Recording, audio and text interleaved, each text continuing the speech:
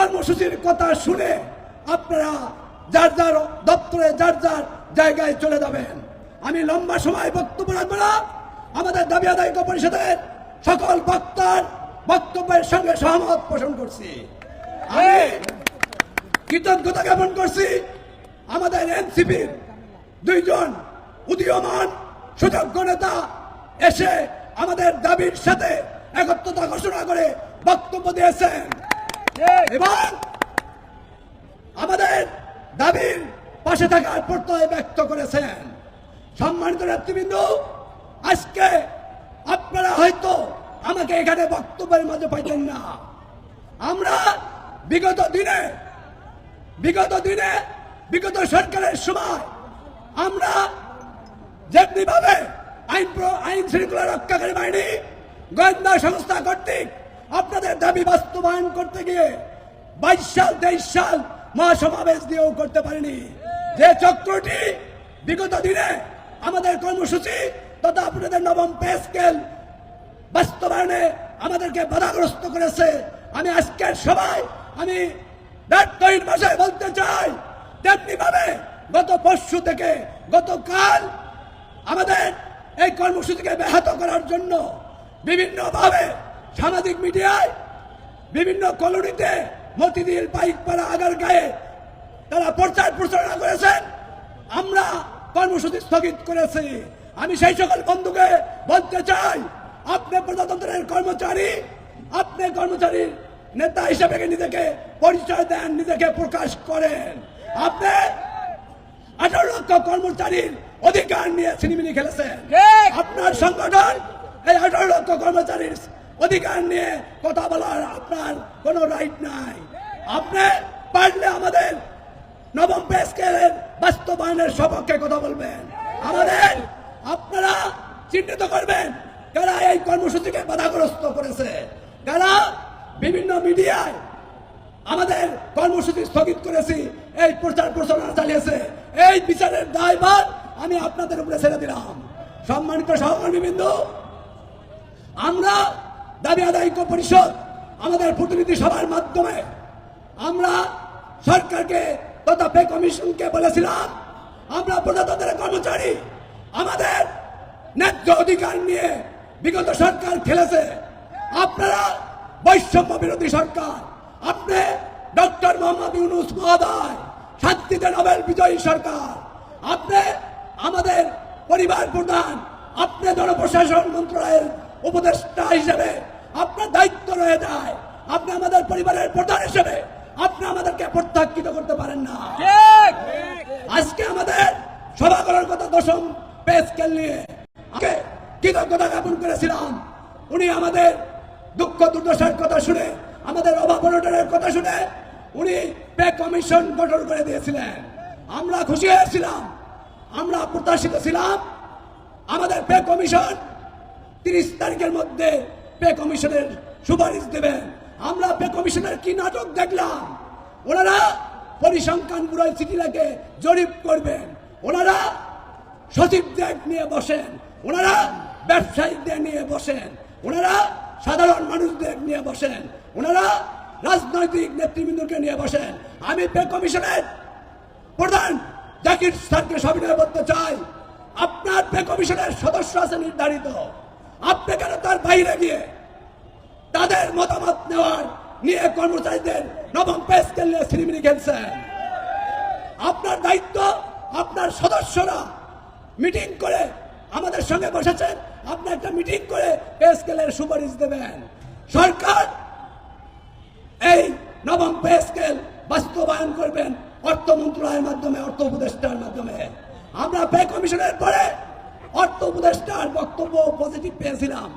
আমরা বিভিন্ন পেপার পত্রিকা, electronic media, print media, online media, social মিডিয়ায় আমাদের স্কেল কত কি হচ্ছে দিয়েও দিয়েছিলেন। অনেক বন্ধুগণ, অনেক সহকর্মীরা আনন্দে আলপুত হয়ে তারা হিসাব পাতি করছিলেন কত টাকা বাড়বে। এর মধ্যে নভেম্বরের 9 তারিখে অর্থ উপদেষ্টার বক্তব্যে আমাদের রক্তকরণ শুরু হয়ে গেছে।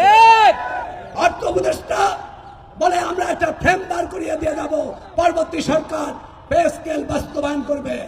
আমি অর্থ উপদেষ্টাকে বিগত দিনেও বলেছি, আপনি দায়িত্ব পালন করতে না পারলে আপনি পে কমিশনের সুপারিশ ছাড়াই অনতি বিলম্বে অর্থাৎ 15 ডিসেম্বর 2015 মধ্যে পে স্কেল বাস্তবায়ন করবেন।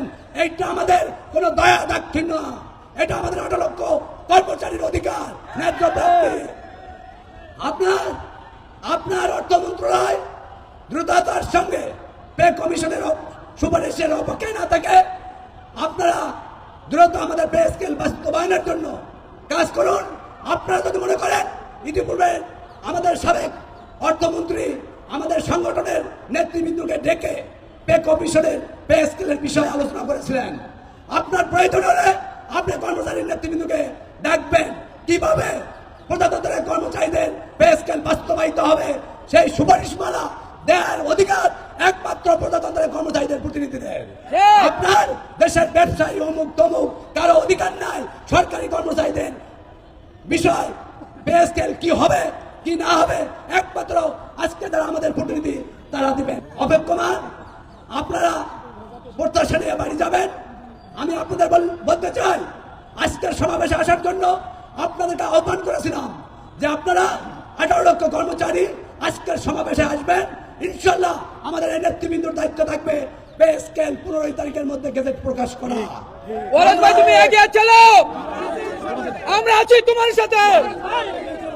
সম্মানিত নেতৃবৃন্দ, সম্মানিত সুধী, আমরা যে প্রত্যাশা নিয়ে যে আহ্বান করেছিলাম, আমরা আজকের সমাবেশের মাধ্যমে আমাদের মাননীয় প্রধান উপদেষ্টা মহোদয়কে বলতে চাই, আর আপনি পে কমিশনের সুপারিশের অপেক্ষায় বসে থাকবেন না।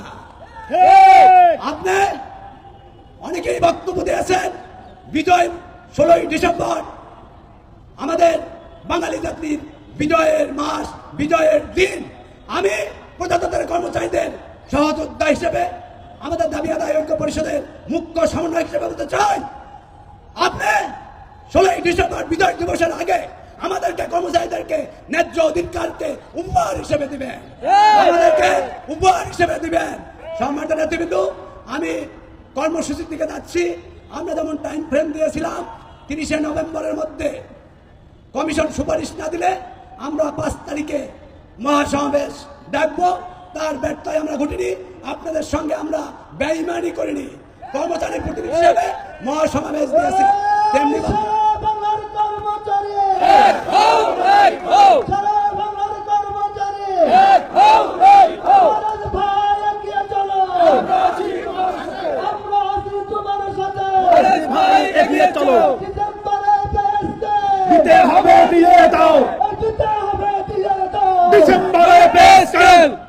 সম্মানিত নেতৃবৃন্দ, আমি একেবারে শেষের দিকে কর্মসূচির দিকে আসছি।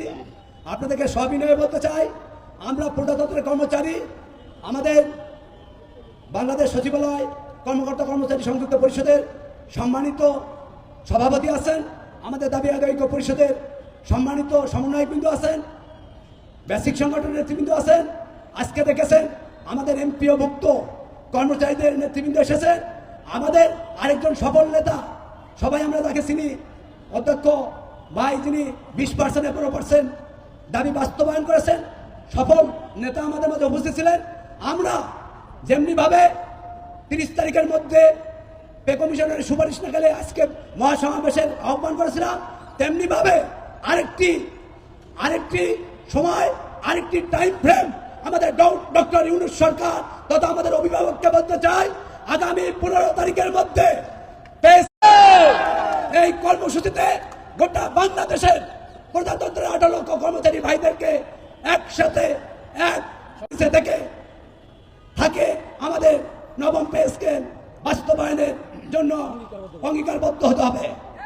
আজকে আর 2-1টি সংগঠন যারা 2041 দিয়েছিলেন, তারা কিন্তু সরকারি কর্মচারীকে উপেক্ষা করার জন্য, জনগণের ভোটাধিকার না দেওয়ার জন্য তারা যেমনি ভাবে ক্ষমতায় থাকতে পারেনি, দেশ ত্যাগ করেছেন। আমি সেই বন্ধুদের বলতে চাই, আপনারা আজকে যে কর্মসূচি বেহতর চেষ্টা করছেন, আপনারা আসুন 18 লক্ষ কর্মচারীর আপনাদের নেতৃত্বে কর্মচারীদের নবম পে স্কেল বাস্তবায়িত হোক, আমাদেরকে ডাকবেন। আপনার সহযোদ্ধা, আপনার আপনার সদস্য হিসেবে আমরা আপনার সাথে কাজ করব। সম্মানিত নেতৃবৃন্দ, আপনারা দূর দূরান্ত থেকে অত্যন্ত কষ্ট করে টেকনাফ থেকে তেঁতুলিয়া, রূপসা থেকে পাতুরিয়া সকল সহকর্মীরা সহযোদ্ধারা এখানে এসেছেন। আপনাদের একদিকে বেতনের টাকায় সংসার চলে না, সেই কষ্টের টাকাতে এসেছেন আপনাদের নিজেদের অধিকার রক্ষার জন্য। আমি আপনাদেরকে স্যালুট জানাই যে আপনারা সত্যিকারের সহকর্মী, সত্যিকারের নেতা। সম্মানিত নেতৃবৃন্দ, আমাদের ব্যাংক সিপিএর নেতৃবৃন্দ আমাদের মাঝে এসেছেন। আমরা আজকে প্রিন্ট মিডিয়া, ইলেকট্রনিক মিডিয়ার সম্মানিত কর্মকর্তারা আমাদের নিউজ কভার করেছেন, প্রচার করেছেন। আর যারা এখনো প্রচার করেননি তাদেরকে প্রচারণের অনুরোধ জানাচ্ছি। আর দাবি আদায় ঐক্য পরিষদের সম্মানিত নেতৃবৃন্দ জনাব মাহমুদুল হাসান সহ আমরা যারা সবাই কষ্ট করে, বিশেষ করে ঢাকা বিশ্ববিদ্যালয়ের আন্তঃবিশ্ববিদ্যালয়ের চতুর্থ শ্রেণীর সম্মানিত সভাপতি ও আন্তঃবিশ্ববিদ্যালয়ের সভাপতি সেলিম ভাই যে কষ্ট করে আমাদের এই অনুষ্ঠান আয়োজন করেছেন, তার সাথে তারা কাজ করেছেন। দাবি আদায় ঐক্য পরিষদের সকল নেতৃবৃন্দ, বাংলাদেশ সচিবালয়ের সংযুক্ত পরিষদের সম্মানিত সভাপতি বাদিউল ভাই সহ সকলের প্রতি কৃতজ্ঞতা জানিয়ে আজ